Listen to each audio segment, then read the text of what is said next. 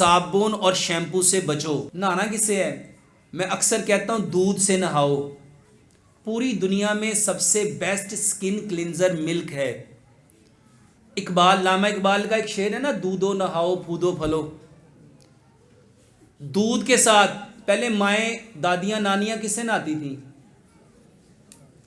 मेरे मोहतरम भाइयों, लोग कहते हैं डॉक्टर साहब पीने को दूध मिलता नहीं, नहाने को कहाँ से मिलेगा? जितना सरसों का तेल लगता है ना, इतना दूध चाहिए। सर पे कितने किलो तेल लगता है? 1 कप सरसों का तेल पूरे जिस्म पे लग जाएगा कि बढ़ जाएगा? सर बढ़ जाएगा। 1 कप दूध से बंदा नहा सकता है। मेरे मोहतरम भाइयों, जिसके बाल गिर रहे हैं, गाय का दूध लो। अल्हम्दुलिल्लाह बेशुमार लोगों ने इसको आजमाया और अल्हम्दुलिल्लाह उन्होंने दुआएं दी। गाय का दूध लो मलाई के बिना।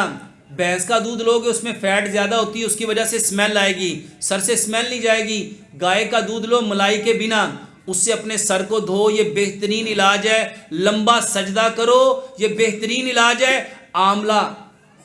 आमले का तेल इस्तेमाल करो और आमले का मुरब्बा खाओ, ये बालों को गिरने से रोकता भी है।